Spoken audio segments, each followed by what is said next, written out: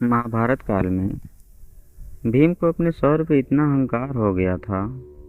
वो समझने लगे थे कि मेरे जैसा बलवान इस पृथ्वी पर दूसरा नहीं है। 10,000 हाथियों का बल है मेरे अंदर, मुझे कोई परास्त नहीं कर सकता।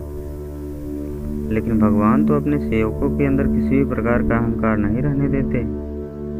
उनकी माया हुई और एक दिन अचानक बहुत ही खूबसूरत खुशबू द्रौपदी के पास आने लगी। उस खूबसूरत खुशबू ने द्रौपदी का मन मोह लिया। द्रौपदी ने भीम से कहा, आप इतने श्रेष्ठ गदाधारी हैं, बलवान हैं, क्या आप मेरा एक काम करेंगे? भीम ने द्रौपदी के आग्रह को टाल नहीं सके। उन्होंने कहा, बताइए क्या काम है? भीम ने हाँ कर दिया। द्रौपदी ने कहा, आप गंधमादन पर्वत से एक दिव्य पुष्प लाइए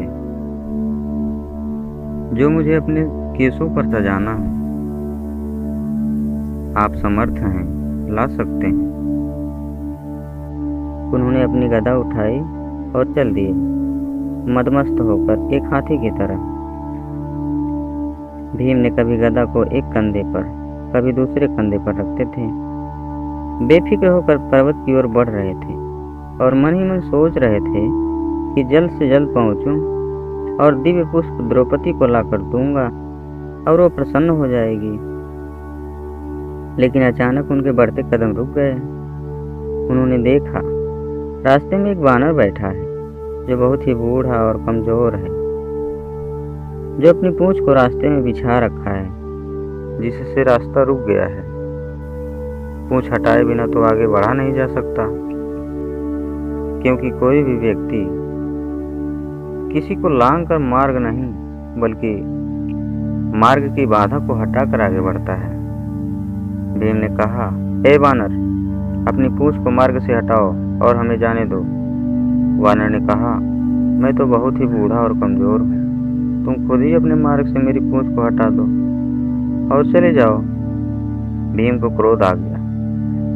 उन्होंने अपनी बाएं हाथ से पूंछ को उठाने की कोशिश की, पर जरा भी हिला न सके।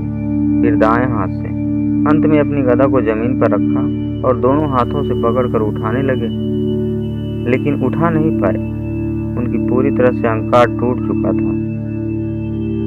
वो पूरी तरह थक चुके थे और बैठ गए और कहने लगे, अब कोई साधारण प्राणी नहीं है, कृपया अपना परिचय दें। वानर ने कहा, मैं तो तुम्हें देखते ही पहचान गया था। तुम वायुपुत्र भीम हो ना? मैं तुम्हारा बड़ा भाई पवन पुत्र। और इतना कहते ही हनुमान जी ने अपने असली रूप में आ गए, उन्हें गले से लगा लिया और कहने लगे, मनुष्य को अपने जीवन में कभी अहंकार नहीं करना चाहिए। तुमको अपनी शक्तियों पर बहुत अहंकार हो गया था। उसी अहंकार को नष्ट करने के लिए मैं प्रभु श्री राम के कहने पर आया हूँ। उन्होंने अपने गलतियों की क्षमा मांगी और प्रणाम किया।